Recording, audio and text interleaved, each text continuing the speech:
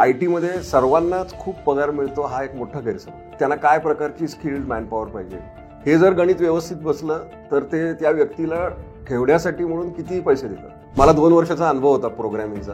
तेव्हा मला आयुष्यात कळलं की रिप्लेसमेंट चीफ गेस्ट नावाची टर्म असते. म्हणजे फक्त असे बदली कामगार नसतात, बदली प्रमुख पाहुणे पण असतात. मराठीत एक टर्म आहे पाट्या टाकणं. आता जर तुम्ही पाट्या टाकत असाल तर तुम्हाला ते काम आवडत नाही आणि मग त्याच्यात तुम्ही असं अत्युच्च दर्जाचं काम कसं करू शकणार. कॅन्डिडेट चुकतात काय, हॉबीज काय लिहितात, रिडिंग, रायटिंग, ट्रॅव्हलिंग, याला काय अर्थ आहे. कसं आहे की कॉम्प्युटरमुळं नोकऱ्या जाणार ही भीती अनेक वर्षापासून. जर तुमच्या समस्येवर उपाय असेल तर मग तुम्ही उद्योजक होऊ शकता, मग त्याच्यातनं पैसे येऊ शकतात. AI मुळे नोकऱ्या जाणार का? हो जाणार. फक्त AI नाही, मॉडर्न टेक्नॉलॉजीमुळे हे होणार, सगळ्या क्षेत्रात होणार. शेवटचे 5 जे विद्यार्थी होते ते म्हणजे मुंबई विद्यापीठाच्या रँकमध्ये आले होते. मग त्या 5 विद्यार्थ्यांना मी विचारत होतो की तू आता काय करणार. या 5 पैकी 4 विद्यार्थ्यांनी मला अपेक्षित उत्तरं दिली. एका विद्यार्थ्याने सांगितलं की मला संगीत आवडतं. तू टॉपर आहेस मुंबई विद्यापीठाचा, IT फील्ड एवढं ग्रो होतोय, तू ITत करिअर कर, संगीत ती काय छंद आहे, हॉबी आहे, तू डेव्हलप कर. त्याने आमच्याकडं ऐकून न ऐकलं. त्याला शंकर महादेवन म्हणतात. नमस्कार, मी सायली. आरपार कॅफेमध्ये तुमच्या सगळ्यांचं खूप खूप स्वागत. आज आपल्याकडे आले आहेत डॉक्टर दीपक शिकारपूर सर. त्यांनी 60 पुस्तकं लिहिली आहेत. ते IT प्रोफेशनल आणि कम्प्युटर एक्सपर्ट आहेत. आणि याशिवाय IT प्रोफेशनल्सना ते गाईड करतात, तरुणाईला गाईड करतात. आणि आज आपण त्यांच्याशी गप्पा मारणार आहोत. सर, तुमचं आरपार कॅफेमध्ये खूप खूप स्वागत. धन्यवाद. Welcome sir. सर, जेव्हा ITचा आपण विषय काढला, ही IT एक्सपर्ट वगैरे म्हटली, तर बाहेरच्या लोकांना किंवा जे नवीन जाणार आहेत त्यांना एक सगळ्यात मेजर एलिमेंट दिसतो ती म्हणजे सॅलरी. म्हणजे बऱ्याच वेळा असं पण येतं की बाकीची सगळी क्षेत्र, बाकीची in terms of even creative क्षेत्र असेल किंवा जिथे नोकरी म्हणून केलं जातं तिथल्यापेक्षा इथे सॅलरी खूप जास्त आहे असं एक परसेप्शन असतं. आणि बऱ्याच वेळा आम्ही हे पण बघतो की 23-24 वर्षाच्या मुलांना अगदी लाख पगार आहेत. किंवा जे बेसिकली आधीची जनरेशन होती त्यांचं एक ऑब्झर्वेशन असतं की अरे माझं आयुष्य गेलं ₹1,00,000 पगार घेण्यात आणि 23-24 वर्षाची मुलं ₹1,00,000 पगार घेतात. याच्यावर चर्चा झाल्यात बरंच. पण तुम्ही इतकं वर्ष काम केलंय, तुम्ही जवळपास हजारो मुलांना ट्रेनिंग दिलंय, तर तुम्हाला कोणता असा एक फॅक्टर दिसतो की IT मध्ये जाऊन 23-24 वर्षाची मुलं ₹1,00,000 पगार घेतात. आता आपण ITचं बद्दल नंतर बोलू, पण आता आपण क्रिकेटवर बोलू. हेच क्रिकेट हे समांतर क्षेत्र. आता माझ्या एका मावशीचे मिस्टर टेस्ट क्रिकेटर होते, नाना जोशी म्हणून, पुण्याचेच होते.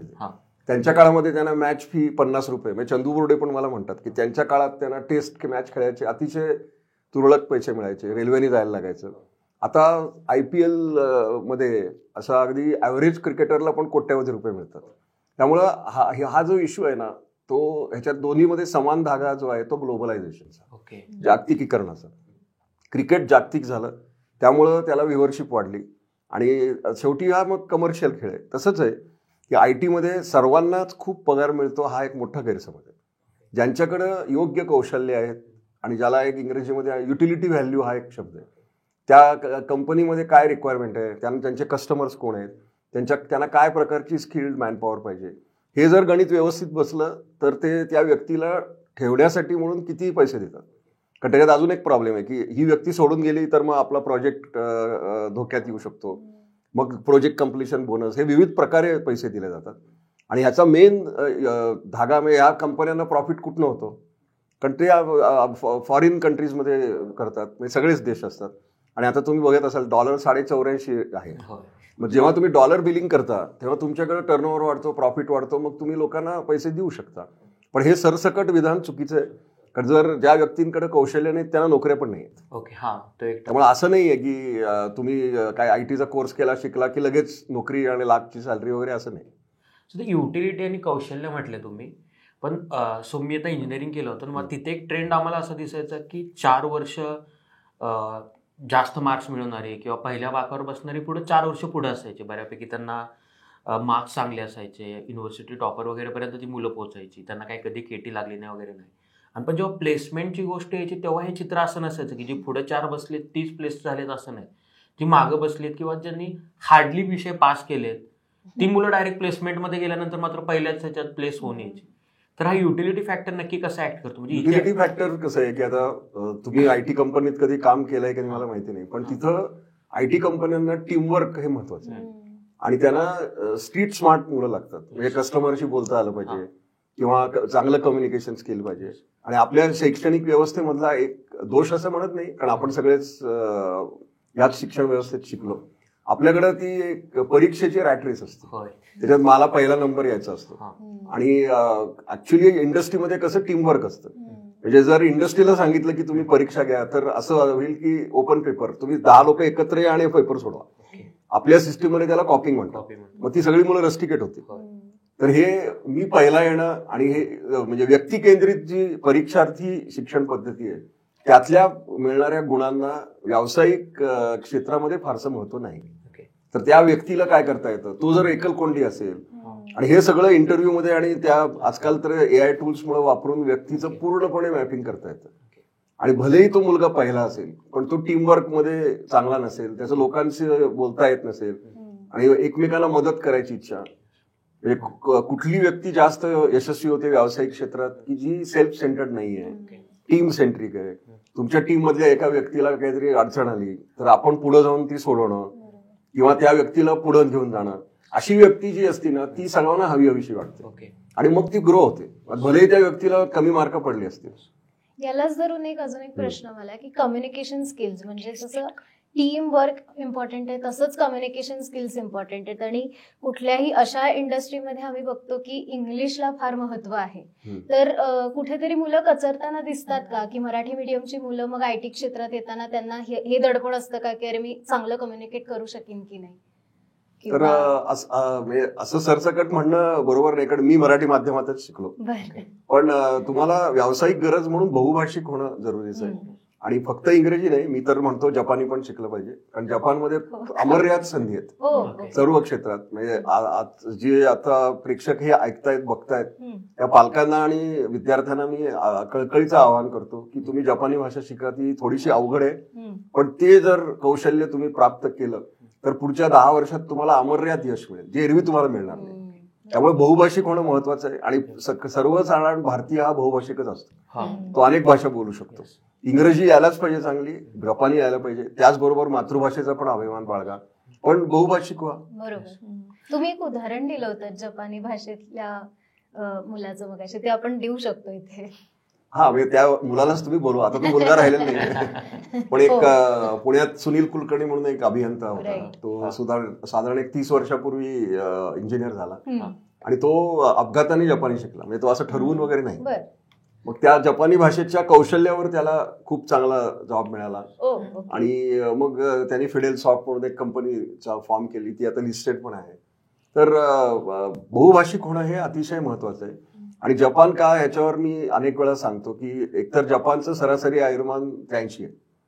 तिथं जन्मदर कमी होत चाललाय, म्हणजे निगेटिव्ह बर्थ रेट आहे.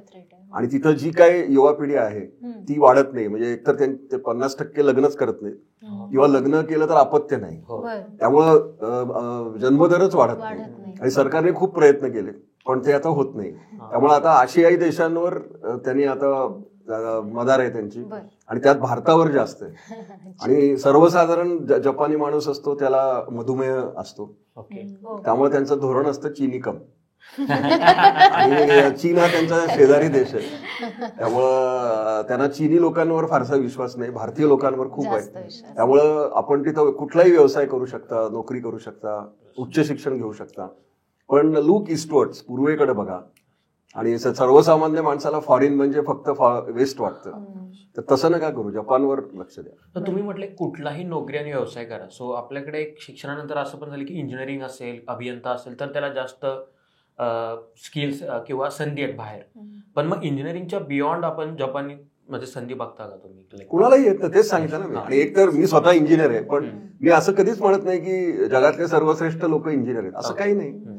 बीकॉम झालेला, BA झालेला माणूस जर त्याची ऍटिट्यूड चांगली असेल तर तो काही करू शकतो. आता मी टाटा मोटर टेल्को मध्ये नोकरी केली, आमचे जनरल मॅनेजर डिप्लोमा होल्डर होते आणि त्यांच्या हाताखाली इंजिनियर अगदी IIM MBA पण काम करायचे. त्यामुळे इंडस्ट्रीमध्ये एक लक्षात ठेवा, औद्योगिक विश्व आणि शैक्षणिक विश्व ह्या टोटल वेगळ्या गोष्टी आहेत. इंडस्ट्रीमध्ये फक्त तुम्हाला काय काम करता येतं ह्याला जास्त महत्व. डिमांड सप्लाय आहे, स्किल्ड आहे, पण तुम्ही फक्त सांगितलं मी उच्च शिक्षित आहे म्हणून मला चांगला करिअर आहे का, तर असं काही नाही. सर सध्याचा एक ट्रेंड दिसतोय की मुलं इंजिनिअरिंग करतात, म्हणजे आमचेच मित्रमंडळी आहेत भरपूर, पण IT वाले पण आहेत त्यात काही, पण ते इंजिनिअरिंग झाल्यानंतर काहीतरी वेगळ्याच वाटेला जातात. बरेचसे तर मीडियामध्ये आलेले आहेत आमचे काही मित्रमंडळी. तर असं का होतं शिक्षण? मी तुम्हाला एक गोष्ट सांगतो आणि ही गोष्ट 3 भागात आहे. पहिला भाग आहे तो 87 साली सुरू होतो. मी त्या काळी टेल्कोमध्ये कॉम्प्युटर प्रोग्रामर होतो, पण मला लहानपणापासून लिहायची उर्मी होती. मग म्हणून मी कॉम्प्युटर सोसायटी ऑफ इंडियाच्या पेपर कॉन्टेस्टमध्ये भाग घेतला होता आणि माझा पेपर सिलेक्ट झाला. म्हणून त्या पेपर प्रेझेंटेशनसाठी मी मुंबईला चाललो होतो. रामकृष्ण हॉटेल म्हणून एक लोणावळ्याला आहे, तिथं आमची टॅक्सी, तो स्टँडर्ड स्टॉप होता, तर तिथं मी थांबलो. त्या काळात मोबाईल फोन नव्हते, पण तिथे एक विद्यार्थी माझी वाट बघत होता आणि मग त्या विद्यार्थ्यांनी मला ओळखलं आणि म्हणाले की आमच्या सरांना तुमच्याशी बोलायचे. आणि त्या काळात मोबाईल फोन नव्हते. आम्ही रामकृष्णाच्याच रिसेप्शन काउंटरवरनं फोन केला. मग तिकडं लाईनवर एका इंजिनिअरिंग कॉलेजचे प्राचार्य होते, रामराव अधिक इन्स्टिट्यूट ऑफ टेक्नॉलॉजीचे कुलकर्णी सर होते. आम्ही एकमेकांना ओळखत होतो. मग ते मला म्हणाले की दीपक, आज असं आहे की आमची 87 साली इन्सिडेंटली भारतात पहिली IT ची बॅच आली. 87च्या आधी भारतात IT एज्युकेशन फॉर्मली नव्हतं. तर त्या कॉलेजमधनं 87 साली एक सुमारे 50 विद्यार्थी पास झाले होते. त्यांचा सत्कार समारंभ 12 वाजता होता आणि ते सगळं मला सांगत होते. मग मी त्यांना म्हटलं की पण हे सगळं मला का सांगतात? मग ते म्हणाले प्रॉब्लेम असा आहे की आम्ही जो प्रमुख पाहुणा निवडला होता तो आजारी पडलाय आणि आता मी इव्हेंट 2 तासावर आहे आणि माझ्याकडे चीफ गेस्ट नाही. तर मग म्हटलं ठीक आहे, मग काय, तूच माझा चीफ गेस्ट. कारण मला 2 वर्षाचा अनुभव होता प्रोग्रामिंगचा. तेव्हा मला आयुष्यात कळलं की रिप्लेसमेंट चीफ गेस्ट नावाची टर्म असते. म्हणजे फक्त असे बदली कामगार नसतात, बदली प्रमुख पाहुणे पण असतात, ऐनवेळी करायचं. मी म्हटलं ठीक आहे, मला वेळ आहे, मी येतो. मी त्या कॉलेजला गेलो. आम्ही त्या सत्कार समारंभ केले. तर शेवटचे 5 जे विद्यार्थी होते ते रँकर होते. ते म्हणजे मुंबई विद्यापीठाच्या रँकमध्ये आले होते. त्या 5 विद्यार्थ्यांना मी विचारत होतो डायसवरनच की तू आता काय करणार. या 5 पैकी 4 विद्यार्थ्यांनी मला अपेक्षित उत्तरं दिली की मी इकडं नोकरी करणार, तिकडं. एका विद्यार्थ्यांनी सांगितलं की मला संगीत आवडतं. मग मी आणि कुलकर्णी सर नंतर पण त्याला आम्ही 2 वाक्य बोललो की अरे बाबा, तू टॉपर आहेस मुंबई विद्यापीठाचा, IT फील्ड एवढा ग्रो होतोय, तू ITत करिअर कर, संगीत ही काय छंद आहे, हॉबी आहे, तू डेव्हलप कर. त्यांनी आमच्याकडं ऐकून न ऐकल्यासारखं केलं. आता हा गोष्टीचा झाला पहिला भाग. 2005 साली कुलकर्णी सर मला एका लग्नात पुण्यात भेटले आणि आमच्या गप्पा सुरू झाल्या. तेव्हा ते रिटायर झाले होते. मग आमच्या गप्पा संपल्या आणि आम्ही जाणार होतो. तेवढ्यात ते मला म्हणाले, दीपक 1 मिनिट थांब. म्हटलं का? तुला तो मुलगा आठवतो का की जो म्हणाला की मला संगीतात करिअर करायचंय? त्याला शंकर महादेवन म्हणतात. तुमच्यापैकी किती लोकांना माहितीये की शंकर महादेवन हा IT टॉपर होता, पण त्यांनी IT मध्ये करिअर नाही केलं. पहिल्यापासून त्याचा संगीतावरच फोकस होता आणि त्याचं संगीतावर एवढं प्रेम की त्यांनी संगीता नावाच्या मुलीशीच लग्न केलं. संगीता शृंगारपूर या मुलीशी लग्न केलं. तो मराठी चांगला बोलतो. आता हा झाला दुसरा भाग. तिसरा भाग 2022ला मी अमेरिकेला गेलो होतो आणि BMM ची इव्हेंट होती न्यू जर्सीमध्ये, अटलांटिक सिटीला. न्यूयॉर्कला मी 15 ऑगस्ट 2022ला होतो आणि तिथं माझा एक मित्र होता. तो म्हणाला आपण आता फ्लॅग होइस्टिंगला, म्हणजे स्वातंत्र्य दिन आहे 75 वर्ष, तर आपण न्यूयॉर्कमध्ये जाऊ टाइम स्क्वेअरला. तिथं न्यूयॉर्कचे मेयर पण आहेत आणि बरेच भारतीय. तर तिथं चीफ गेस्ट होता शंकर महादेवन. मग ते सगळं तो समारंभ संपला. मग नंतर चहापानाचा कार्यक्रम होता. तिथं मला त्याला 1 to 1 भेटता आलं. मग मी त्याला म्हटलं की मी तुला दुसऱ्यांदा भेटतोय. तो म्हणाला पहिल्यांदा कधी? म्हटलं तुला आठवतो का एक माणूस आला होता ज्याने तुझा सत्कार केला होता, तू बिझी झालास तेव्हा, आणि तुला सारखं विचारत होता की तू ITत करिअर का नाही करत? तो मी म्हटलं. मग तो माझ्याकडे बघायला आणि तो म्हणला, हो साधारण तुम्ही तसेच दिसता. ती माझ्या दृष्टीने खूप मोठी कॉम्प्लिमेंट होती. मग त्यांनी मला विचारलं तुम्ही काय करता? मग मी सांगितलं की मी आता माझं आता ऍक्टिव्ह इनिंग संपली, आय विल बी नियरिंग 60 नाव, पण मी आता फक्त मुलं घडवणं, व्यक्तिमत्व घडवणं आणि कंपन्या मराठी लोकांच्या उभ्या करणं हा माझा आता पूर्ण वेळ पॅशन आहे. हा माझा व्यवसाय नाहीये. मी छंद म्हणून हे सगळं करतो कारण मला ह्यात खूप आनंद मिळतो. तर मग तो मला म्हणाला की मग तुम्ही असे सेमिनार्स वगैरे घेता? मी म्हटलं हो, मी खूपच घेतो आणि मी विशेषतः ग्रामीण भागात आणि ते युवक युवती हा माझा फोकस आहे. मग त्यांनी सांगितलं की तुम्ही माझं उदाहरण सगळीकडे द्या. आणि मग त्याचं उदाहरण म्हणजे काय, तर आपण शाळेत असे लॉज शिकतो, न्यूटन्स लॉज वगैरे. तर शंकर महादेवन्स लॉ ऑफ लाईफ आहे हा, P+P=E. पहिलं P म्हणजे पॅशन, स्वतःला ओळखा. आणि प्रत्येक व्यक्तीला कळत असतं आपल्याला काय आवडतं ते. आणि ते झालं P. दुसरं P प्रोफेशन, जे तुम्हाला आवडतं तोच जर तुमचा पूर्ण वेळ व्यवसाय झाला तर 3rd E म्हणजे एक्सलन्स विल ऑटोमॅटिकली इमर्ज. पण मी जशी शंकर महादेवनसारखी यशस्वी उदाहरणं आहेत तशी अनेक यशस्वी मी करिअर्स बघितले की मुलगा किंवा मुलगी शिकतं, एक काम काहीतरी वेगळंच करत असतात आणि मग एक मराठीत एक टर्म आहे पाट्या टाकणं. आता जर तुम्ही पाट्या टाकत असाल तर तुम्हाला ते काम आवडत नाही आणि मग त्याच्यात तुम्ही असं अत्युच्च दर्जाचं काम कसं करू शकणार. त्यामुळं हे तुम्ही फॉर्मल शिक्षण आणि करिअर असे अनेक उदाहरण आहेत. त्यामुळं असं तुम्ही समजू नका आणि ह्या सर्व प्रेक्षकांना पण मी सांगतो की अमुक गोष्ट तुम्ही शिकला म्हणून त्याच गोष्टीत तुम्ही करिअर केलं पाहिजे असं काही नाही. तुम्हाला जी गोष्ट आवडते ती करा. तुम्ही करिअर गायडन्स करता असं तुम्ही म्हणालात आणि मी आता रिसर्च करताना पण आम्हाला जाणवलं की तुमच्याकडे खूप असा डेटा असेल मुलांचा की तुम्ही अनेक पिढ्या घडवल्यात. सो आताची मुलं आणि पूर्वीची मुलं यांच्यामध्ये काही फरक जाणवतो का अभ्यासाच्या अप्रोच मध्ये? किंवा ह्याला मला जोडून एक प्रश्न असाच विचारायचा की तुमचा पहिला इंटरव्ह्यू कसा झाला होता आणि त्यानंतर तुम्ही खूप सारे इंटरव्ह्यूज घेतले असतील किंवा बऱ्याचशा मुलांना भेटला असेल, तर त्या पिढ्यांना तुम्ही कसं बघितलं की पहिल्यांदा आपण माझ्या इंटरव्ह्यू पासून करू. मी Walchand college of engineering Sangli या शाळेतनं कॉलेजमधनं BE झालो आणि अनेक कंपन्या आल्या होत्या. त्या काळात एक बरं होतं की इंजिनिअरिंग कॉलेजेस खूप कमी होते. म्हणजे ज्या काळात मी BE झालो कालावधीत त्यावेळेला पूर्ण महाराष्ट्रात फक्त 8 इंजिनिअरिंग कॉलेजेस होती. त्यामुळे आत्तासारखा प्लेसमेंट वगैरे एवढा मोठा प्रॉब्लेम होता पण एवढा मोठा नव्हता. आणि माझा इंटरव्ह्यू झाला तर टेल्को म्हणजे टाटा मोटर्सची टीम आली होती. सगळ्या राऊंड मधनं मी वर गेलो. मग शेवटची स्टेज होती ती इंटरव्ह्यूची आणि त्या काळात मी कॉलेजमध्ये असताना रोटरॅक्ट म्हणून एक क्लब होता त्याचा मी मेंबर होतो. रोटरीच्या यंग लोकांचा रोटरॅक्ट क्लब. आणि मी बायोडाटात लिहिलं होतं की रोटरॅक्ट आणि दुसरं लिहिलं होतं कॉन्ट्रॅक्ट ब्रिज नावाचा एक खेळ आहे तो मी शिकलो होतो आणि माझी आजी पण ब्रिज खेळायची. आता त्या एका इंटरव्ह्यूवरनी माझा पूर्ण इंटरव्ह्यू रोटरॅक्ट आणि ब्रिजवर घेतला. ओके. आणि मला खोदून विचारलं की आणि मला जसं जमेल तशी उत्तरं दिली आणि मला वाटलं की हे टाइमपास इंटरव्ह्यू आहे, त्यांनी काय मला रिजेक्टच केलंय कारण इंजिनिअरिंगचा इंटरव्ह्यू इंजिनिअरिंग नॉलेजवर व्हायला पाहिजे. पण तो रोटरॅक्ट आणि ब्रिजवर झाला आणि नंतर लिस्ट लागली. मी गेलो पण नाही बघायला कारण मला खात्री होती की मी सिलेक्ट नाही झालो. मला कमिन्स आणि थर्मॅक्स मध्ये जॉब मिळाले होते. मग मी मानसिक तयारी माझी चालली होती की आपण तिथं करूया. पण मला लगेच विद्यार्थी माझे मित्र आले, अरे पेढे कुठे आहेत. म्हटलं का तुला टेल्कोत सिलेक्शन झालं. मला एकदम धक्का बसला. मग नंतर मी टेल्कोत जॉईन झाल्यावर तो माणूस शोधून काढला आणि त्यांचं नाव पण मी घेऊ शकतो कारण later on he became managing director of Telco. Prakash Telang is no मोर.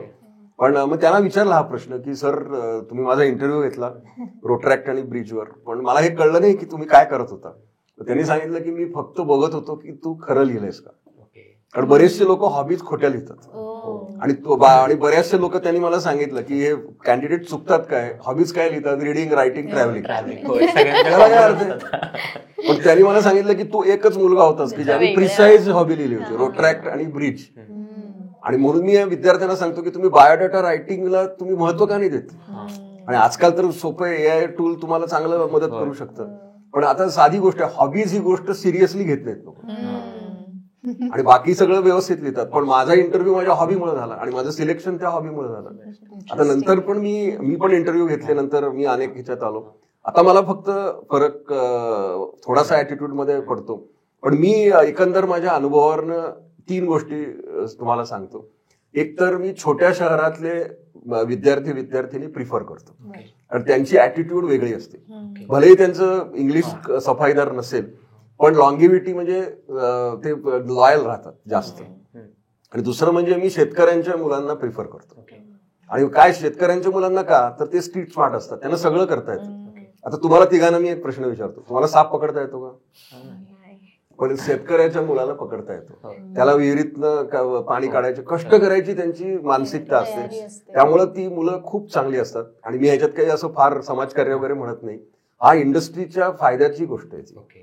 आणि तुम्ही त्यामुळं छोट्या गावातली विद्यार्थी आणि विद्यार्थिनी आणि विशेषतः शेतकऱ्यांच्या मुलांच्यावर करा. आणि तिसरी गोष्ट आम्ही जी बघतो ती म्हणजे या मुलाची ऍटिट्यूड कशी आहे. आणि त्यात आम्ही प्रेफरन्स मी देतो की जॉईंट फॅमिलीत जी मुलं राहतात त्यांची मिळून मिसळून वागण्याची शक्यता जास्त असते. मग ते मुलांना मदत करतात. तर या 3 क्रायटेरियावर मी पर्सनली फोकस केलेला आहे. आणि हे जर असेल, आता हे काय सगळं प्रत्येकाच्या हातात नाही. तुमचा जन्मच जर मोठ्या शहरात झाला असेल तर आता काय करणार, तर तुम्ही स्वतःची मनोवृत्ती बदलली पाहिजे. शेवटी काय आहे की इंडस्ट्रीमध्ये टीमवर्क महत्वाचं असतं आणि जर एकमेकांशी तुम्ही चांगलं वागणार असाल, जर आपल्या सहकार्याला काही समस्या असेल तर ती सोडवणार का तुम्ही? आपल्याकडे 2 प्रकारची मनोवृत्ती असते. जर सहकार्याला समस्या आली तर हसायचं, मग नाहीतर अजून एक असतं इन्सिक्युअर लोक, ते त्याचं काम मला द्या म्हणजे मी मोठा होतो. अशा लोकांना मी तर लगेच फायरच करतो. तू मोठा होणार नाहीयेस, आपली कंपनी मोठी करायची.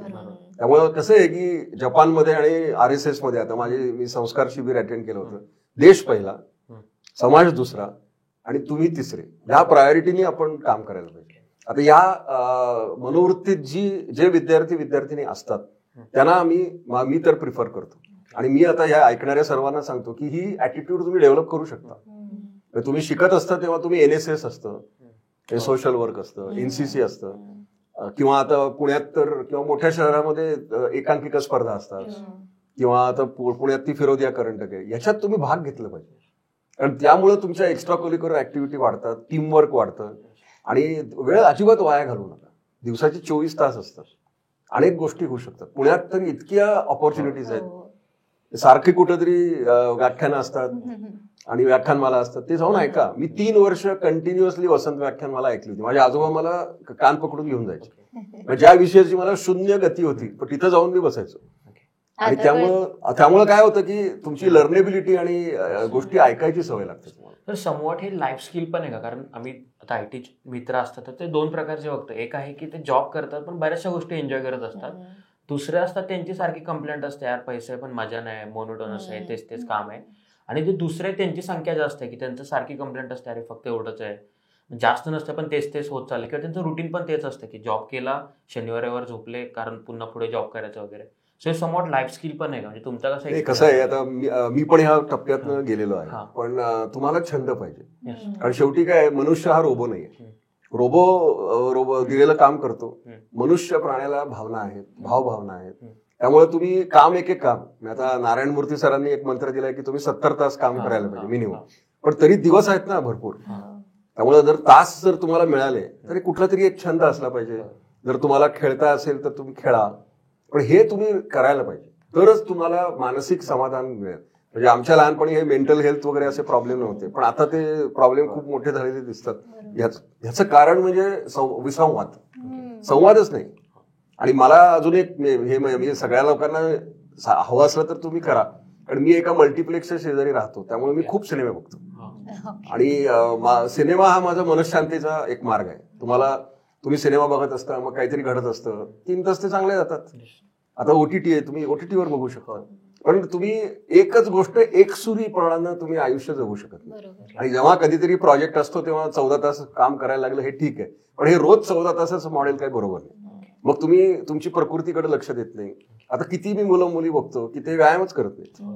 आता मी S हेल्थ म्हणून ऍप डाउनलोड करून घेतलंय. 12,000 स्टेप्स शिवाय मी रात्री जेवत नाही. तर ह्या सगळ्या गोष्टी महत्वाच्या आहेत. म्हणजे फक्त तुम्ही काम एक काम असं एकसुरीपणा करू नका. सर्वांगीण आयुष्य जगा, तर तुम्हाला मनशांती मिळेल. हे सगळं बोलताना असं जाणवतंय की सगळं किती रिलेट आहे, म्हणजे रिलेटेड आहे एकमेकांशी, की तुम्हाला आवड असली पाहिजे, तुम्हाला करिअर असलं पाहिजे, पण फक्त करिअर आणि फक्त आवड नाही असली पाहिजे. म्हणजे आता ते पण उलगडा होतं की फॉर एक्झाम्पल मी इंजिनिअरिंग केलं होतं आणि मी बरेचसे इंटरव्ह्यू दिले होते आणि त्याच्यामध्ये असे प्रश्न विचारतात, माझं इथेच असतं तर हे असे का प्रश्न विचारतात. मी तयारी करून जायचो ना, C मध्ये हे C++ मला हे क्वेश्चन विचारू शकता. बट समवॉट इथे की नेता बॉर्न होतो की तयार होतो वगैरे, ह्याच्यावर डिबेट्स व्हायच्या. सो समवॉट कळते की त्याच्यातून आपल्याला काय घेतलं जातं. सर आपण आता डिस्कशन करताना एंट्री लेवलचं बघितलं समवॉट, की एंट्री लेवलला कोणत्या गोष्टी आपण बघतो. बट नंतर आपण बघतो की मॅनेजमेंट लेवलला तो असा त्रिकोण असल्यासारखं, म्हणजे काही लोकच वर जातात मॅनेजमेंट लेवलपर्यंत वरती, किंवा जसं तुमचं आहे की तुम्ही ॲज अ इंजिनियर म्हणून जॉईन झाले पण पुन्हा मॅनेजमेंट लेवलला वगैरे गेले. तर असे कोणते फॅक्टर्स दिसतात की काही लोक असतात ना की ती लॅडर चढतच जातात, म्हणजे ते एका ह्याला खूप वेळ न थांबतात ती लॅडर चढून पुन्हा हायेस्ट मॅनेजमेंटमध्ये जातात. तर हे एकदा जॉईन झाल्यानंतर हा इथपर्यंतचा प्रवास करणारी कोणती लोक आहेत असं वाटतं? आता आपण IT चा विचार करतोय म्हणून IT कंपन्या बोलू, पण साधारण ऑटोमोबाईल इंडस्ट्रीमध्ये पण सिमिलरच आहे की तुम्ही कंपनीच्या प्रॉफिट आणि कंपनीच्या यशाकडे लक्ष दिलं पाहिजे. म्हणजे स्वकेंद्रित वृत्ती सोडायची. आता याच्यात छोटं युनिट म्हणजे काय, आता पूर्ण कंपनीचा मॅनेजिंग डायरेक्टर एकच असतो, पण आता मी समजा एम्प्लॉई आहे, मी असं विचार केला पाहिजे की मी कंपनीसाठी काय करू शकतो. मग कंपनीचा कॉस्ट कमी करू शकतो का, मी प्रॉफिट वाढवू शकतो का, मी टीम प्लेअरचा मुद्दा आधीच सांगितला. नंतर मग आता ग्रो कोण होतं की ज्या व्यक्तीला इतर लोक लीड करण्याची क्षमता आहे. आणि ही कधी होते की जर त्या इतर लोकांना तुम्ही ऍक्सेप्टेबल लीडर झालात तर असं व्हायला पाहिजे की अरे ही व्यक्ती चांगली आहे, बोलते चांगली अशी, त्याला येतं पण चांगलं नॉलेज आहे, अशा व्यक्तीला आपण रिपोर्ट करू शकतो. अशी जेव्हा मानसिकता होते तेव्हा मग तुम्ही वर जाता. आणि मग हे पुढं कसं आहे की तुम्ही कसं काम करता, कसं प्रेझेंट करता. आणि मग नंतरचा जो डायरेक्ट मुद्दा असतो की तुम्ही क्लायंट फेसिंग असता. कारण आयटी इंडस्ट्रीत एक आहे की टेक्निकल स्किल्स आहेत पण मॅनेजमेंट स्किल्स, आणि सगळे मॅनेजमेंट स्किल काही बी स्कूलमध्ये शिकवतात असं नाही, तुम्ही ऑन द जॉब पण शिकू शकता.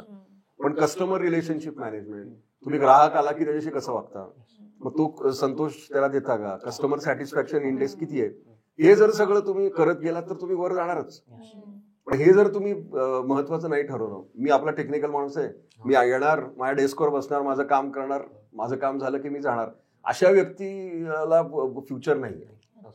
तुम्ही सगळ्यांना ऍक्सेप्टेबल झाले पाहिजे. आणि आता मध्ये एक प्रॉब्लेम होता, तो आता नाहीये, पण एकेकाळी काय झालं होतं की मुली या क्षेत्रात आल्या, मग मुलांना मेंटल त्यांची त्यावेळेला टिपिकल मेंटॅलिटी होती की मुलगी माझी बॉस कशी होऊ शकते. मग हे प्रॉब्लेम आयटी इंडस्ट्रीने काही वर्ष झेललेत. आता ती परिस्थिती नाही. आता मुली त्यांच्या कर्तृत्वावर, म्हणजे आयटी क्षेत्रात कसलं आरक्षण वगैरे काही नाही, पण अतिशय उत्कृष्ट काम करतात. काही बाबतीत तर मी म्हणतो की मुलांपेक्षा मुली चांगल्या असतात, त्यांना व्यसनं कमी असतात. आजकाल असं सगळं सरसकट विधान पण चुकीचं आहे. कारण मला अतिशय दुःख होतं, मी इकडे तिकडे जाताना मुलींना सिगरेट ओढताना बघतो. ते प्रमाण पूर्वी मुलांमध्ये जास्त असायचं. मग ते क्रिकेटचा स्कोर आणि कॉमेंट्री अशी जी गोष्टी ज्या असतात ना, तशा मुली एकदा त्यांना काम दिलं की त्या करतात. आणि असं पण नाहीये की लग्न केल्यानंतर त्यांना करता येत नाही, त्या बॅलन्सिंग व्यवस्थित करतात. आणि आता तर वर्क फ्रॉम होम नावाचा एक नवीन पर्याय आलेला आहे. त्यामुळे तुम्ही 24 तास ऑफिसमध्ये दरवेळेला यायची गरज नाही. शेवटी कसं आहे की टास्क दिलेला आहे, तो टास्क मी करणार, मी घरी बसून करून 18 तास काम करीन का 20 तास, तुम्हाला काय फरक पडतो. तर हे सगळं विश्व बदलतंय. वर्क फ्रॉम होमनी खूपच पर्स्पेक्टिव्ह वेगळे झाले. मला वाटतं की आमच्या म्हणजे जी आर्ट आणि अशा इंडस्ट्री जे ऍडव्हर्टायझिंग असेल किंवा एंटरटेनमेंट असेल, त्याच्यामध्ये आम्हाला खूप असं सांगितलं जातं की नाही तुम्ही ऑफिसला या, तुम्ही ऑफिसला या. मग आयटी मध्ये इतकं वर्क फ्रॉम होमचं प्रमाण जास्त काय, म्हणजे तुम्हाला ऑफिसला येण्याची गरज वाटत नाही का? म्हणजे सगळीकडे नाहीये. आता TCSने रूल केला की सगळ्यांनी यायला पाहिजे. तर त्याचा अजून एक प्रॉब्लेम आहे, त्याला म्हणतात मून लाइटिंग. मून लाइटिंग म्हणजे एकाच वेळेला 3 नोकऱ्या करायच्या, तिन्ही वर्क फ्रॉम होम. मी असं बघितलेलं आहे, स्वतः नाही पण मला एकाने सांगितलं, एकाच डेस्कवर 3 लॅपटॉप ठेवायचे आणि तिन्ही वर्क फ्रॉम होम सुरू करायची, तिन्ही मिटिंग करायच्या. आणि मग त्याच्यावर मी एक व्हॉट्सअप जोक ऐकला होता. तर आई त्याला म्हणते मुलाला की तू जरा जाऊन भाजी घेऊन ये. मग तो म्हणतो नाही मला काम करायचंय. ती आई म्हणते काय त्यात काय, I will get back to you tomorrow. हे वाक्य मी पण म्हणेल ना, गेले 6 महिने मी ऐकते, तू फक्त हेच म्हणतोय, I will get back to you, we will see it tomorrow. हे 4च वाक्य आहेत तुझी फक्त. तर त्यातला विनोदाचा भाग जर सोडला तर ह्या मून लाइटिंग हा प्रकार टाळण्यासाठी मग लोक म्हणतात की तुम्ही निदान 3 ते 4 दिवस तरी फिजिकली या. आणि माझं वैयक्तिक मत आहे की तुम्ही 100% वर्क फ्रॉम होम मध्ये, ऑफिसमध्ये जी काही मजा असते, लोक भेटतात, सहकारी असतात, मग तुम्ही कॉफी शॉपमध्ये जाता, पिक्चरला जाता, हे सर्वांगीण विकासासाठी महत्वाचं, जे वर्क फ्रॉम होम मध्ये मिळत नाही. काही भाग ठीक आहे, पण सरसकट हे शक्यतो तुम्ही करू नका. पुन्हा टीम वर्कचा मुद्दा आला तर टीम भेटली तर पाहिजे, बॉन्डिंग कसं होणार. एक्झॅक्टली. पण तरी सुद्धा काय आहे, मी आता कोणावर असं बोलू शकत नाही, पण अनेक कंपन्या वर्क फ्रॉम होम मुळे इफेक्टिव्ह पण झाल्या. ते म्हणतात की आमचं ऑफिसची कॉस्ट कमी होते. आणि शेवटी कसं आहे, क्लायंट फेसिंग आहे. मग ते सांगतात की आम्ही असं करतो, आम्ही आठवड्यातनं एकदा क्लबमध्ये भेटतो, आम्ही ऑफिसमध्ये नाही भेटत. पण तुम्ही जे म्हणता बॉन्डिंग बिल्डिंग साठी, त्यासाठी वेगळ्या मीटिंग होतात, पण त्या ऑफिसमध्ये नाही होत. आणि ऑफिस ही कल्पना काही कंपन्यांच्या दृष्टीनं कालबाह्य आहे. आम्ही वर्क फ्रॉम होम करू, गरज पडलं तर हॉटेल कॉफी शॉप मध्ये भेटू आणि प्रवासाच्या वेळेला ट्रॅव्हल करू, असं सगळं करतात. सर, आपण ही बाजू बघितली की वरती कसं जातात, पण असे पण काही जे की जे स्टक झाले, त्यांचं बऱ्याचदा असतं की कोणती तरी नवीन लँग्वेज आली, कोणती नवीन टेक्नॉलॉजी आली, तर त्यांनी ते अपस्किल नाही केलं. मग अशी लोक तुम्हाला भेटलेत का, तुम्ही जे मी करिअर काउन्सिलिंग रेग्युलरली करतो. माझी वेबसाईट पण आहे itcareercounseling.com, आणि मी हे मोफत सेवा आहे, त्याच्यात काही कमर्शियल काही नाही. तर मला अनेक अशी व्यक्तिमत्व भेटली की जी अशीच करिअरमध्ये स्टक झाली होती. मग मी डीप गेलो, माझ्या लक्षात आलं की या व्यक्तीने अपस्किल केलेलं नाही. तर तुम्ही जो मुद्दा सांगितला तोच त्याचं उत्तर आहे की लर्नेबिलिटी हे स्किल महत्वाचं आहे. आणि मग मला लोक सांगतात आमच्याकडे वेळ नाही. वेळ नाही ही सबब. ही अतिशय म्हणजे फसवी सवय आहे. कारण मी लोकांना सांगतो की बिल गेट्स आणि तुम्ही परमेश्वर तुम्हाला इक्वल बनवलंय ना. 24 तास आहेत तुमच्याकडे आणि भले तुम्ही 7-8 तास झोपलात आणि इतर केला 16 तास आहेत तुमच्याकडे. मग तुम्ही जर 8-10 तास काम करता उरलेले 6 तासाचं काय. तर हे जर तुम्ही प्रायोरिटी ठरवली तर तुम्ही नक्की शिकू शकता. पण दुर्दैवाने आपल्या विद्यार्थी दशेत आपल्याला 24 तास काम करायची सवय नाही. आणि त्या दृष्टीनं मी असं म्हणतो की गुरुकुल मॉडेल जे पूर्वी होतं ते बेस्ट मॉडेल होतं. म्हणजे शिष्य जाऊन गुरुच्या घरीच राहायचा आणि ते आता शास्त्रीय संगीताच्या फील्डमध्ये तसं आहे मॉडेल. ते त्या प्रकारचं मॉडेल थोडंसं मॉडिफाय करून हायर एज्युकेशन सिस्टीमने अडॉप्ट केलं पाहिजे. सुट्टी द्यायची नाही. माझा सुट्टी या कल्पनेलाच विरोध आहे. कशाला पाहिजे सुट्टी तुम्हाला. तुम्ही आता विद्यार्थी दशेत आहात ना. मग तुमचं काम काय शिकणं. आणि शिकणं याच्यात सुद्धा मी 3 भाग केलेले आहेत. म्हणजे फक्त परीक्षार्थी शिक्षणाला महत्व नाही. म्हणजे परीक्षेत पास होऊन पदवी मिळवणं याला मी 100 पैकी 30 मार्क देतो. उरलेले 33 मार्क मी कौशल्याला देतो. सॉफ्ट स्किल आणि हार्ड स्किल्स. त्याच्यात इंग्रजी जपानी भाषा. हार्ड स्किल्स म्हणजे जर तुम्ही कॉमर्स प्रोफेशनल असाल तर फिनटेक शिका. जे काही प्रचलित ज्ञान आहे त्याचे तुम्ही सर्टिफाईड स्किल्स घ्या. आणि शेवटचा जो महत्वाचा 34% भाग आहे तो आहे वर्क एक्सपिरियन्स म्हणजे इंटर्नशिप्स. आणि हे जर तुम्ही ठरवलं की आता म्हणजे तुम्ही विद्यार्थ्यांनी आधाशी असलं पाहिजे. अरे शनिवार रविवार आला आता मी 2 दिवस काम करतो. काम म्हणजे कुठं करतो. कुठेही मिळेल तिथं काम करतो. तुला वर्क एक्सपिरियन्स मिळाला पाहिजे. ज्या व्यक्तीला तुम्ही इमॅजिन करा फायनल इयरला तुमचं प्लेसमेंट होतं. आता एक साधारण बायोडाटा कसा असतो की हा मी आलो मी परीक्षा पास होत गेलो फर्स्ट क्लास मिळाला. हा एक प्रोफाईल झाला. दुसरा भलेही 1-2-3 सेकंड क्लास असते पण त्याच्याकडे एक्स्ट्रा सर्टिफिकेशन्स आहेत. 3-4 इंटर्नशिप्स आहेत. वर्क एक्सपिरियन्सचा अनुभव आहे. आता हा मुलगा फ्रेशर नाही. त्यामुळं अशा व्यक्तीला प्लेसमेंट क्रॅक करायची सर्वात जास्त संधी आहे. आता ठीक आहे मी तुम्हाला आता वयस्कर असल्यामुळे गोष्टी सांगणार आहे. त्यातली आता अजून एक गोष्ट सांगतो याच्याशी रिलेटेड आहे म्हणून. ही गोष्ट संतोष नावाच्या मुलाची. ह्या गोष्टीत पण 2 भाग आहेत. 82-83 सालची गोष्ट आहे. ज्यावेळेला मी विद्यार्थी दशेत होतो आणि उन्हाळी वर्ग मी पुण्यात असायचो. मी शिकत मी बाहेर होतो पण उन्हाळी वर्गात पुण्याला यायचो. आणि टेबल टेनिस मी बऱ्यापैकी खेळायचो म्हणून मी टीटी खेळायला आमचे सिद्धय्य सर होते हिराबागेत त्यांच्याकडे जायचो. पण तिथं एक मुलगा फक्त सोमवारी यायचा. तो एरवी पण त्यांच्याकडे यायचा. मी फक्त सुट्टी पुरता आलो होतो पण तो त्यांच्याकडे फक्त सोमवारी यायचा. मला ते थोडंसं ऑड वाटलं. मी त्याला विचारलं की तू सोमवारीच काय येतो. तो म्हणला मला दुकानाला सुट्टी असते. म्हटलं दुकानाला सुट्टी असते तू काय करतोस. तो बीकॉम करत होता. तो म्हणला नाही हिटलर म्हणजे त्याचे आजोबा त्यांनी ते दुकान सुरू केलं होतं आणि त्यांचं म्हणणं होतं की तू दुकानातच बसायचंस. त्यामुळे त्यांना सुट्टी बिट्टी काही नसायची आणि दुकानाला सुट्टी तोच तुझा सुट्टीचा वार वेळ ह्याच्यासाठी. मग असं त्याचं चाललं होतं आणि तो आजोबांना हिटलर म्हणायचा कारण ते त्यांना ओरडायचे आणि दुकानात घेऊन जायचे. मग आमची चर्चा चालली होती इतर मित्रांची की आता जेम्स बॉन्डचा एक पिक्चर लागला होता. आम्ही गुरुवारी जाणार होतो आणि नंतर दरबार म्हणून एक भेळपुरी अलकाळ पिक्चर बघायचा दरबारमध्ये भेळ खायची आणि यायचा असं आमचं प्लॅन चाललं होतं. मग आम्ही संतोषला विचारलं की तू आता तरी ये दुकानातनं वेळ काढ. तो म्हणला नाही रे हिटलर रागवेल. का तर आम्हाला क्रॉफर्ड मार्केटला ते पर्चेसिंग शिकवायला घेऊन जाणार आहेत. म्हणून मुंबईला जाणार होतो आम्ही त्यामुळे गुरुवारी शक्य नाही. आणि त्याचा अगदी चेहरा रडवेला होता की तुम्ही सगळे मजा करताय आणि मला मुंबईला जाणार. आता मी संतोषला विसरून गेलो.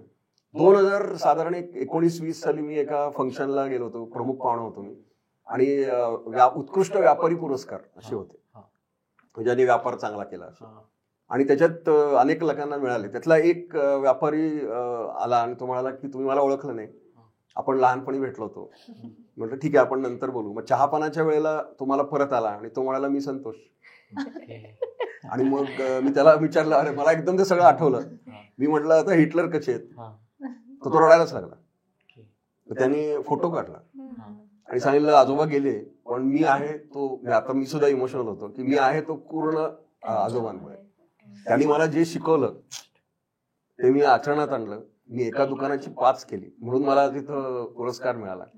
आणि त्यांनी सांगितलं की मी आजोबांचा फोटो देवघरात लावलेला आहे आणि रोज मी जाऊन रडतो आणि माफी मागतो त्यांची की तुम्ही जिवंत असताना मी तुमचा प्रेम तर जाऊ दे पण हिटलर म्हणायचं तुम्हाला.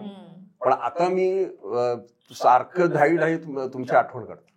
तर ह्याच्यातलं तुम्हाला मुद्दा कुठला आहे की स्ट्रीट स्मार्टनेस बरोबरच वर्क एक्सपिरियन्स आणि त्यामुळं मी इंजिनियर आणि MCA MBA मुलांना पण सांगतो की तुम्हाला शक्य आहे ना, तुम्ही किराणा मालाच्या दुकानात जाऊन बसा फक्त आणि त्या मालकाला सांगा की मला पगार नको देऊस, आणि तुम्हाला inventory control, customer relationship management सगळं जे तुम्ही बी स्कूलमध्ये शिकता ते सगळं त्या किराणा मालाच्या दुकानात तुम्हाला शिकायला मिळेल.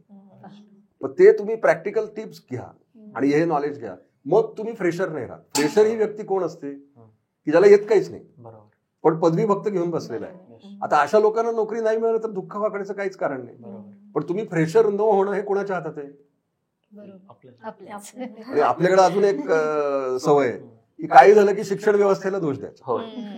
शिक्षण व्यवस्थेला का दोष? म्हणजे सरकार आहे, त्यांना करायचं ते करतात, तुम्ही काय करता? बरोबर, त्यांना तुम्ही पदवी मिळाली ना, तुम्ही कॉलेजमध्ये जातात, ते तुम्हाला संधी देतात, शिक्षक जीव तोडून शिकवतात, पण त्यांना दोष नाही द्यायचा. तुम्ही त्यांच्याकडनं जे मिळेल ते तुम्ही शिका आणि उरलेलं व्यक्तिमत्व तुम्ही घडवा ना. आता त्याच व्यवस्थेतनं सगळे यशस्वी लोक पण घडतात ना. मग आपल्याकडे कसं असतं की बोट दाखवायची वृत्ती असते.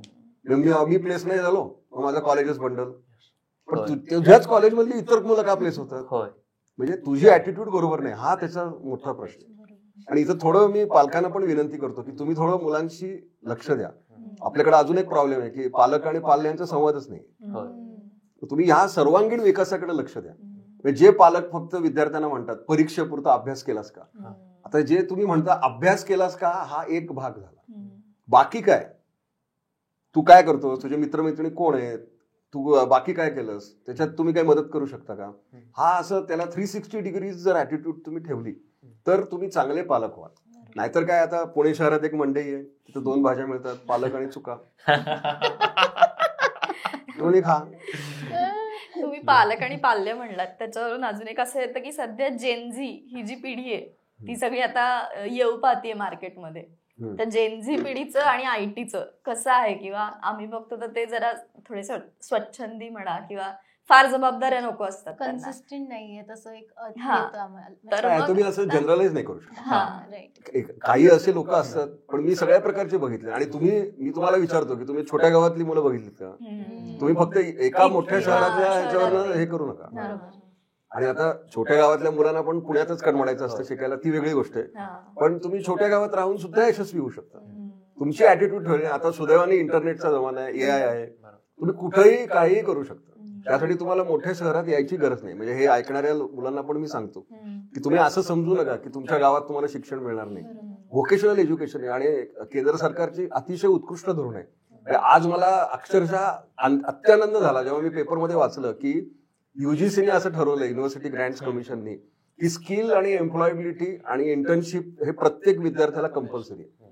हे इतकं उत्कृष्ट धोरण आहे. सरकारची धोरणं छान आहेत, फक्त ती योग्य प्रकारे अंमलबजावणी करायला पाहिजे. आणि जर तुम्ही चांगली वापरली तर किती विकास होईल. आता अजून एक आहे की परदेशी विद्यापीठ पण आता भारतात आहेत. त्यामुळे उठसूट परदेशी जायची पण गरज नाही. घर बसल्या तुम्ही शिक्षण घ्या. लॉकडाऊन मध्ये इतक्या लोकांनी इतक्या गोष्टी केल्या, वेळ होता, आणि तुम्ही ऑनलाईन शिका. तुम्ही काय करा की तुम्ही ज्या शहरात आहात तिथं बेसिक डिग्री घ्या, आणि बाकी जे मी तुम्हाला सांगितलं स्किल्ड एज्युकेशन, इंटर्नशिप, हे सुद्धा ऑनलाईन पॉसिबल आहे.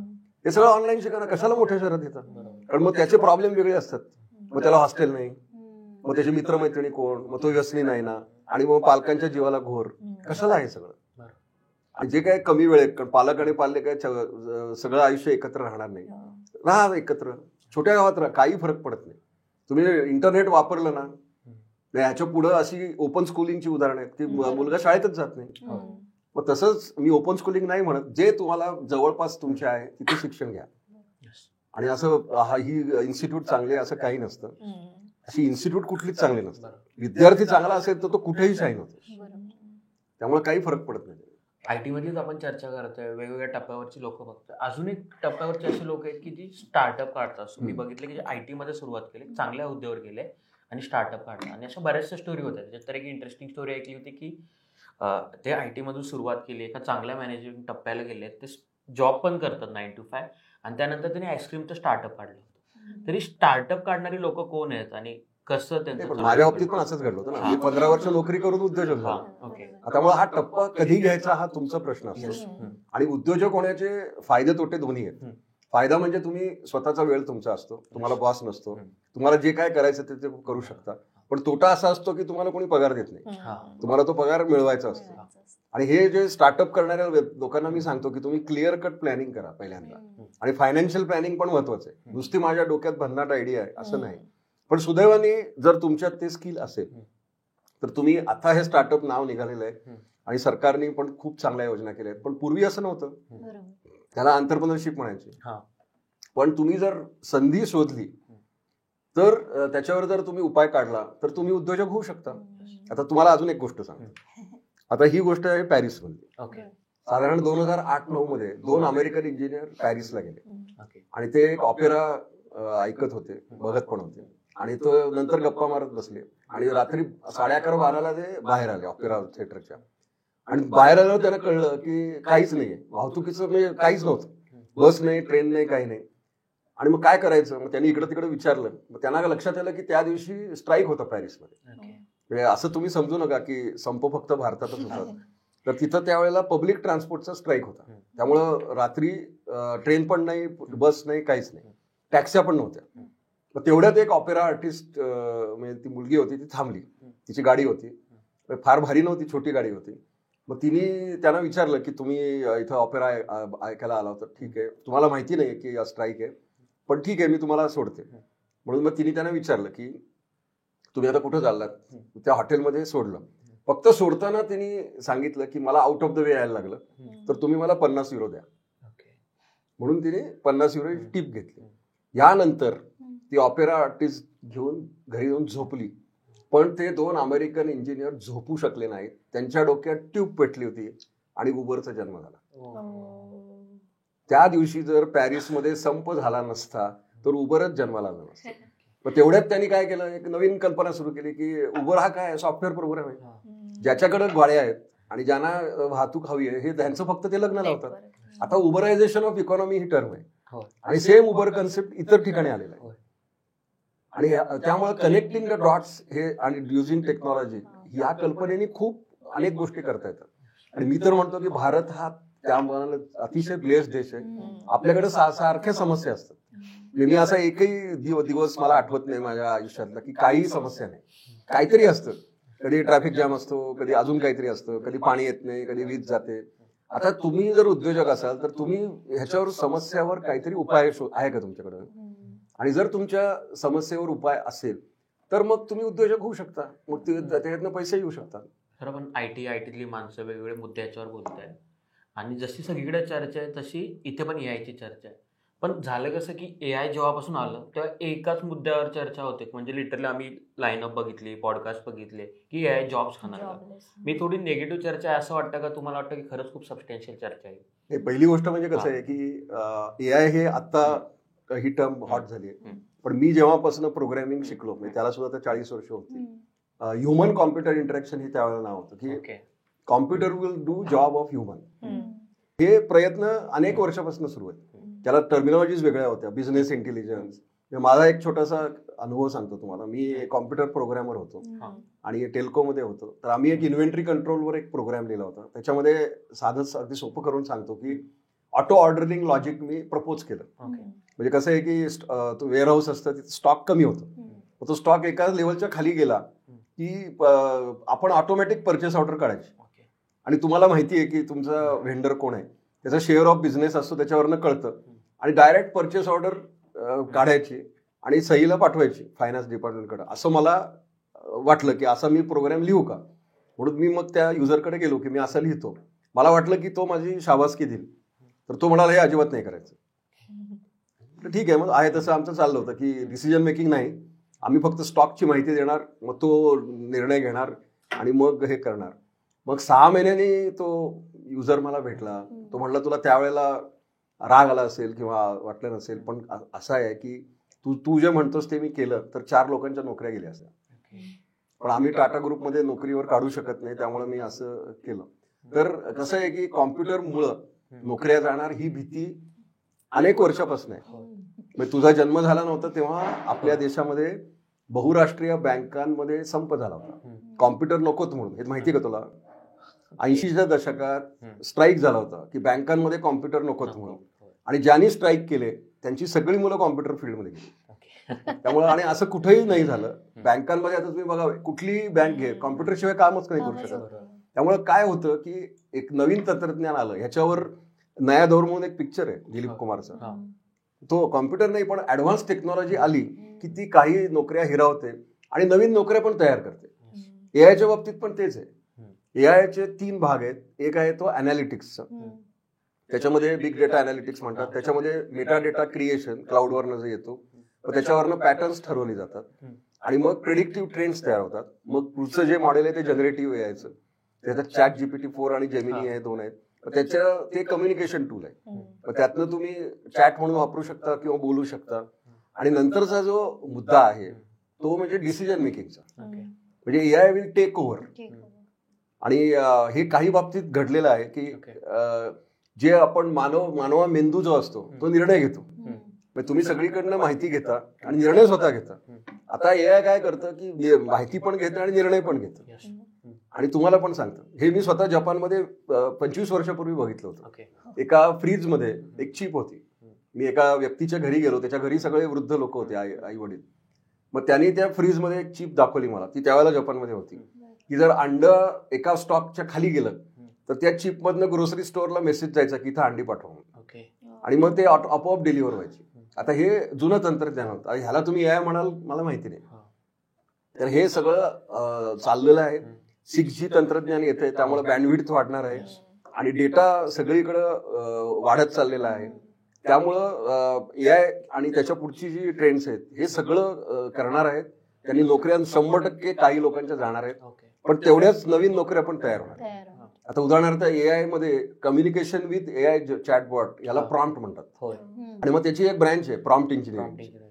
आता हे प्रॉम्प्ट इंजिनिअरिंग हे हॉटेस्ट स्किल आहे. सगळ्या कंपन्यांना प्रॉम्प्ट इंजिनिअरिंगच्या नॉलेजची लोक पाहिजे.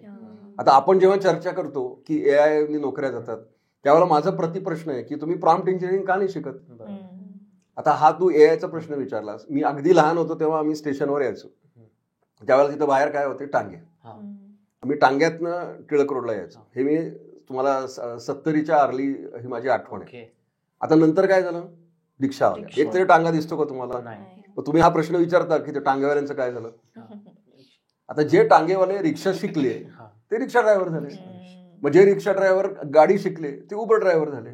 सो हे जगाच्या अंतापर्यंत असंच चालू राहणार. फक्त तुम्हाला अपडेट करत तुम्ही स्वतःला तेच सांगतो की 24 तास आहे, लर्नेबिलिटी पाहिजे, अपस्किलिंग पाहिजे, हे सर्वांना तितकंच लागू आहे. आणि अशा चर्चा होतच राहतील की एआय मुळे नोकऱ्या जाणार का? हो जाणार. फक्त एआय नाही, मॉडर्न टेक्नॉलॉजीमुळे हे होणार, सगळ्या क्षेत्रात होणार. म्हणजे तुमचं क्रिएटिव्ह फील्ड तर अतिशय धोक्यात आहे, कारण जनरेटिव्ह एआय उत्कृष्ट निबंध लिहितं, उत्कृष्ट फिल्म्स तयार करतं, उत्कृष्ट पेंटिंग करतं आणि ती मॅच्युरिटी लेवल दर वेळेला वाढत जाणार आहे. त्यामुळं अशा रुटीन गोष्टी ज्या आहेत ना की ज्याच्यात फार अशी तुम्ही सृजनक्षमता नाही वापरू शकत, तिथं एआय नक्की तुम्हाला स्पर्धा आहे. पण जिथं ह्युमन माइंड आहे, आणि एक लक्षात ठेवा, एआयचं अनालिटिक्स जे तुम्हाला सांगितलं ते फक्त डिजिटल डेटावर आहे. एआयला नॉन डिजिटल डेटा माहितीच नाही, आणि तो कुणाला माहितीये? तो आपल्याला माहिती. स्पर्श ज्ञान आहे, भावभावना आहे, आपल्या मेंदूमध्ये इतिहास आहे. आता ह्या सगळ्याचा जर तुम्ही वापर केला निर्णय क्षमतेत तर तुम्हाला एआयची भीती नाही. खूप इम्पॉर्टंट सांगितलंय तुम्ही. प्रॉम्प्टच्या बाबतीत आपण बोलत होतो. सो बेसिकली जसं तुम्ही सांगितलं, कारण पुन्हा जसं की फॉर एक्झाम्पल इंजिनिअरिंगमध्ये की इंटरव्ह्यूच्या आधी आपल्याला ॲप्टिट्यूड टेस्ट घेतात, पण त्यानंतर ॲप जेव्हा तुम्ही एखादी प्रॉम्प्ट देत आहे तेव्हा पुन्हा तुम्हाला लॉजिक वापरायचं होतं ना की ती प्रॉम्प्ट कशी असली पाहिजे. जसं की फॉर एक्झाम्पल ह्याचसाठी ते प्रॉम्प्ट एक्झॅक्टली कसे प्रॉम्प्ट लिहायचे, एआय कडनं काम कसं करून घ्यायचं, ह्याला ते प्रॉम्प्ट इंजिनिअरिंग सायन्स आहे. आणि जनरेटिव्ह एआयच्या बद्दल मी एक जनरल गोष्ट सांगतो, मी कारण गोष्टीच सांगायला मी आलेलो इथं. तर जनरेटिव्ह एआय मी गेले सुमारे 11 ते 12 महिने वापरतोय आणि त्याची मॅच्युरिटी वाढत चाललेली, म्हणजे अतिशय उत्कृष्ट उत्तर येतात. पण मी एक प्रश्न दर महिन्याला त्याला विचारतो आणि त्याचं उत्तर दरवेळेला येतं की मी अजून एवढा शिकलेलो नाहीये. इंग्लिशमध्ये येतं ते. आणि माझा प्रश्न तो तुम्ही पण यायला विचारू शकता. पुण्यात एक नळ स्टॉप म्हणून जागा आहे, तिथं 2 हॉटेल्स आहेत, एक निसर्ग आणि समुद्र. आता निसर्ग मध्ये काय मिळतात? मासे. आणि समुद्रात काय मिळतं? उडले डोसा. उलट असायला पाहिजे ना. निसर्गामध्ये तुम्हाला व्हेज फूड मिळायला पाहिजे आणि समुद्रात मासे मिळायला पाहिजे. असं का? असं मी त्या यायला विचारतो आणि दरवेळेला तसं उत्तर येतं की मी अजून एवढा मॅच्युअर नाही झालो याचं उत्तर शोधायचं.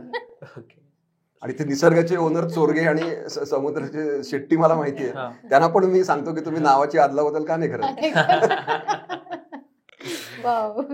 सर तुमचं एवढं काम आहे, एवढा अनुभव आहे, या सगळ्यातून तुम्हाला पुस्तकं लिहायला कसा वेळ मिळाला? 60 पुस्तकं जास्त म्हणजे असं काय, माझं वय पण 60 आहे ना. इन्सिडेंटली माझ्या 60व्या वाढदिवशी 60वं पुस्तक प्रकाशित करणार आहे मी. ह्याच्यावर मी खूप वर्ष प्लॅन करतोय. पण मी लेखक पण अपघातानंच झालो आणि त्याला एक शाळेत घडलेला एक प्रसंग जबाबदार आहे. मी सोलापूरला हरिभाई देवकरण प्रशालेत शिकत होतो आणि त्यावेळेला आम्हाला एक तपस्वी म्हणून सर होते मराठीचे, आणि त्यांनी एक टूम काढली त्यावेळेला की लेखकांच्या स्वाक्षरी आणायच्या. आणि मग एक छोटीशी स्पर्धा टाईप होती की लेखकांच्या सिग्नेचर्स गोळा करत होते. आणि मग मी थोडासा प्रयत्न केला आणि तेव्हा माझ्या लक्षात आलं की सगळे प्रसिद्ध लेखक फक्त पुण्यातच राहतात आणि मुंबईत राहतात, सोलापूरमध्ये काय करणार. आणि जे काय 3-4 होते त्यांच्या सह्या सगळ्यांच्याचकडे होत्या. मग ते गाडी पुढेच जात नव्हती. आणि त्याच वेळेला आमच्या एक धडा आम्हाला त्यावेळेला होता, त्याचं नाव होतं जेट युगातील मराठी माणूस, आणि त्याचे लेखक होते शंतनुराव किर्लोस्कर. मी असं म्हणतो की त्या माणसाने माझं आयुष्य बदललं. तो 7वी पर्यंत माझं ध्येय होतं की आपण सरकारी अधिकारी व्हायचं, कारण माझे वडील सरकारी अधिकारी होते. म्हणजे काहीतरी शिकायचं आणि सरकारी नोकर व्हायचं, हे माझं 7वी पर्यंत ध्येय होतं. पण शंतनुरावांनी आमच्या पिढीला हलवलं नाही, असं हलवून जागा केलं की अरे जेट युगातील मराठी माणूस, असं येणार आहे, विमान येणार आहे, ऑटोमेशन येणार आहे, असं सगळं त्यांनी एवढं भारी लिहिलं होतं की जग कसं बदलणार आहे ही पूर्ण दृष्टी त्या धड्यात होती. मी त्यांचं त्यावेळेला फॅन झालो की आपण आता असंच काहीतरी करायचं. तेव्हा माझं लगेच करिअर डायरेक्शन बदलले की आपण इंजिनियर होणार. आता नंतर काय झालं, माझे वडील टेबल टेनिस असोसिएशनचे पदाधिकारी होते. आमच्या घरी एक पीडी गुणे सर म्हणून आले, ते त्यांचे मित्र होते, ते पण काहीतरी सोलापूरला कामानिमित्त आले होते. आणि त्यांच्या बोलण्यात मी किर्लोस्कर हा शब्द ऐकला. मग मी गुणे काकांना विचारलं की किर्लोस्कर, मग त्यांना मी तो धडा दाखवला की ह्या किर्लोस्कर नावाच्या माणसाचा आम्हाला धडा आहे. मग त्यांनी मला बसवलं, त्यांनी सांगितलं तो माणूस नाही आहे, ते मोठे उद्योजक आहेत आणि ते आमचे बॉस आहेत. मग मी त्यांना म्हणजे बालसुलभ प्रश्न विचारला की मला त्यांची सही द्याल का, कारण आता माझ्याकडे 5वी सहीच नव्हती ना, आणि माझ्या सगळ्या मित्रांच्याकडे फक्त 4 होत्या. मग मला आता 5व्या सहीची संधी मिळाली. आणि माझं सुदैव असं की त्यावेळेला गुणे काका म्हणाले की अरे तू लकी आहेस, कारण आज शंतनुराव सोलापूरमध्ये आहेत. तर माझ्या वडिलांना म्हणाले की वासुदेव तू सोलापूर क्लबला 7 वाजता यायला घेऊन ये, मी त्यांच्या सहीची योजना करतो. मी उपलब्ध चांगल्या कपड्यात मी गेलो आणि वाट बघत होतो तिथं. मग गुणे काका आले आणि म्हणाले चला आत या. आणि मी गेलो आणि मी थक्क झालो. शंतनुराव किर्लोस्कर काय भारी माणूस होता तो. म्हणजे त्या काळात अशा चर्चा मी ऐकल्या होत्या की ग्रेगरी पेक चांगला दिसतो का देवानंद, पण SLK त्यांच्यापेक्षा हँडसम. आणि तुम्ही गुगल करा यंग शंतनुराव किर्लोस्करांचे फोटो, गोरापान माणूस, आणि ते कायम असे रुबाबदार असायचे, सूट आणि त्यांचा बो असा. मग तिथं आले आणि मग ते म्हणाले की मुला काय करतोस, आणि माझ्याशी बोलायला लागले. आणि आता मला अशा आयुष्यात मोठ्या माणसाची बोलायचा तो पहिलाच प्रसंग होता. मग मी सांगितलं मी 7वीत आहे, असं शिकतोय, आणि काय माझं डोकं मला माहिती नाही. मी त्या धड्यावरच त्यांची सही घेतली. ते तर पुस्तकच घेऊन गेलो होतो, नॉर्मली स्वाक्षरी दुसरीकडे घ्यायची, मी त्या धड्यावरच घेतली. आणि मग मी त्यांना विचारलं की संदेश द्या मला. मग त्यांनी म्हणलं संदेश बिंदेश काही नाही, 3 गोष्टी कर. एक म्हणजे तू ज्या क्षेत्रात जाशील त्या क्षेत्रात यशस्वी हो, उच्च दर्जावर जा, म्हणजे अँबिशन लेवल हाय ठेव. दुसरं म्हणजे वेळेचं व्यवस्थापन कर. आणि तिसरी गोष्ट त्यांनी सांगितली की लिहायला लाग, म्हणजे रोजनिशी टाईप. जर तू लिहिलंस तर तुझे विचार स्पष्ट होतील आणि मग तुझ्या सगळ्या यशात फायदा होईल. मग मी थोडंफार लिहायला लागलो. मग मी जे लेखक झालो त्याचं पूर्ण श्रेय हे SLK नाही. मी त्यावेळेला SLK ना भेटलो नसतो तर मी लेखकच झालो नसतो. मी लेखक म्हणजे ते नंतर पुस्तकं वगैरे प्रकरण होत गेली. पण मग नंतर माझ्या लक्षात आलं की अजून एक माझ्या आयुष्यात एक घटना घडली, आणि ती 2 भागात आहे. मी टीचर ट्रेनिंग घ्यायचो कॉम्प्युटर सोसायटी ऑफ इंडियाच्या माध्यमातून. मी शिक्षक म्हणून जायचो शिक्षकांना शिकवायला. तर माझ्याबरोबर 1-2 कलिग होते. मुंबईला ती कार्यशाळा होती आणि पहिला माणूस इंग्लिश मध्ये बोलायला लागला. 5 मिनिटात एक शिक्षक उभा राहिला आणि तो म्हणाला की तुम्ही जे बोलताय ते आम्हाला कळत नाही, तुम्ही मराठीत बोला. आता ते उरलेले दोघं जे होते त्यांना मराठी येत नव्हतं. मग मी सांगितलं मी बोलतो. मग त्या तिघांचं मीच बोललो. पुढचे 2 तास मी एकटाच बोलत होतो आणि मराठीत बोलत होतो. आणि मग ते हिट झालं, सगळं झालं. मग तिथं एक देवांग मेहता नावाचा एक माणूस होता, नॅस्कॉमचा तो प्रमुख, त्यांनी त्याच्यापर्यंत ही बातमी गेली मग त्यांनी मला एकदा सांगितलं की दीपक, तुझ्याकडे एक कौशल्य आहे, तुला लोकल लँग्वेज म्हणजे मराठी येतं, तर तू मराठीत लिहायला सुरुवात कर.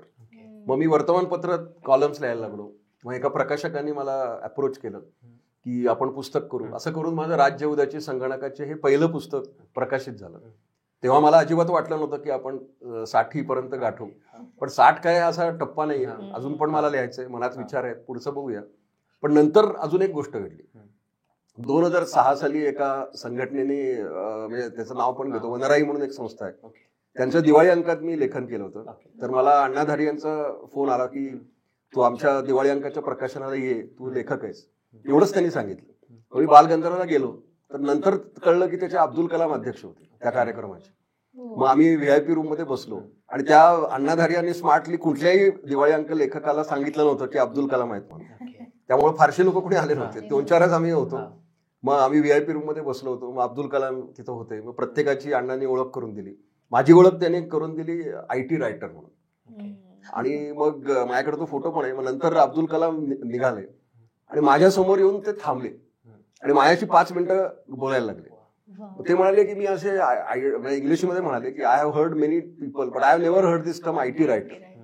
मग मी सांगितलं की आय राईट इन मराठी आणि मी अशी तेव्हा माझी एक 20-22 पुस्तकं झाली होती. पण त्यांनी मला सांगितलं की you are doing a good job. माझ्या दृष्टीनं ते भारतरत्नपेक्षा मोठं मिळालेलं बक्षीस होतं. फक्त ते मला म्हणाले की don't stop at only writing, go and talk, go to villages, go to schools, go to small places and meet students and give your knowledge to them. तेव्हापासून ते माझं मिशन आहे, लेखन आणि व्याख्यान. आणि मी प्रिफर करतो, म्हणजे पुण्यात पण जातो, पण छोट्या गावात मी आवर्जून जातो आणि मग लोकांना सांगतो की मला फक्त मान द्या, धन नका देऊ. कारण हे मी पैशासाठी करत नाही, हे मी समाजाला ऋण म्हणून परत करतोय. आता मी शनिवारी साताऱ्याला चाललोय, पुढच्या बुधवारी सोलापूरला चाललोय. असे दौरे चालूच असतात. सर, एक शेवटचा प्रश्न आहे फक्त की तुमचं पहिलं पुस्तक आणि आता तुम्ही जे 60वं पुस्तक लिहिताय, ह्या पूर्ण जर्नीत तुम्हाला काय फरक जाणवला, पहिलं ते 60वं पुस्तक? नाही, कारण मी फक्त कंटेम्पररी चॅलेंजेसवर लिहितो, त्यामुळे ते बदलतच असतात ना. आता मी AI वर पुस्तक लिहिलं, आता पुढचं पुस्तक आहे ते स्मार्ट आयडियाज ऑफ एन्व्हायरमेंट असं आहे. म्हणजे पर्यावरण रक्षणासाठी तंत्रज्ञान तुम्ही कसं वापरू शकता. आणि आता कसं आहे की दरवेळेला आयडिया माझ्याच नसतात. कधी प्रकाशक कल्पना घेऊन येतो, कधी कधी वाचक पण येतो, सोशल मीडिया पण असतं. मला लोक फोन करतात किंवा ईमेल पाठवतात किंवा हे करतात की तुम्ही ह्याच्यावर का नाही लिहित. त्यामुळे मी असं म्हणत नाही की सगळ्याच कल्पना माझ्या आहेत, काही समाजाच्या पण असतात. पण काही लोकांना जमत नाही, म्हणजे वेळ नसतो किंवा त्यांना ते. ह्याच्यात कसं आहे, एक टेक्निक आहे, प्रकाशक गाठणं, ते पुस्तक तयार करणं. आता ते अनुभवानं मला ते टेक्निक गवसलेलं आहे, त्यामुळे मी ते करतो. मी काही वेळा मुद्दामून सहलेखक होतो. म्हणजे एखादा मला आवडला की एक उदयोन्मुख लेखक आहे पण त्याला ब्रेक मिळत नाही, मग मी त्याला ऑफर देतो की आपण सहलेखक होऊ, माझ्या नावाला थोडंफार वजन आहे, त्यामुळे मग प्रकाशक मिळेल, पुस्तक विकलं जाईल, पण तुझं पण करिअर होईल आणि तू मला 1 रुपया देऊ नकोस, पण तू मोठा हो. कारण हे तू मोठा हो हे महत्वाचं आहे. कारण ती शेवटची गोष्ट सांगून आपण थांबूया. माझ्या आयुष्यात जे काही मी घडलो त्याच्यात मला असे अनुभव आले, ह्याच्याचमुळे मी घडलो. 50व्या वाढदिवसाला मी दादा वासवानी नावाच्या संताला भेटलो. मी संतच म्हणतो मी. आणि मी नशीबवान होतो की त्यांनी मला 1 to 1 15 मिनिटाचा वेळ दिला होता. आणि इथं साधू वासवानी मिशनमध्ये मी गेलो होतो. तिथं सर्व वाचकांना मी विनंती करतो की मी जा, त्यांची पुस्तकं वाचा. अतिशय छोटी छोटी उत्कृष्ट पुस्तकं आहेत अध्यात्मावर. मग दादा वासवानींनी मला वेळ दिला. मग मी बोलत होतो. मग मी त्याला सांगितलं, दादाजी आय एम टर्निंग 50, अभी मैं क्या करूं. ते हिंदीत बोलायचे, अप्रतिम बोलायचे. मग ते म्हणाले की आपके लिए एक ही है, अभी आप क्या करो, खाना आधा करो और सोशल वर्क डबल करो. हा, हे 50व्या वर्ष बोल. पण नंतर बोलता बोलता ते म्हणाले की जिंदगी बहुत आसान है, हम लोग कॉम्प्लिकेट करते हैं. लाईफ मध्ये फक्त 3च फेजेस असतात, लर्न, अर्न अँड रिटर्न. तर त्यांनी मला सांगितलं, now you're 50, return, your earning phase is over.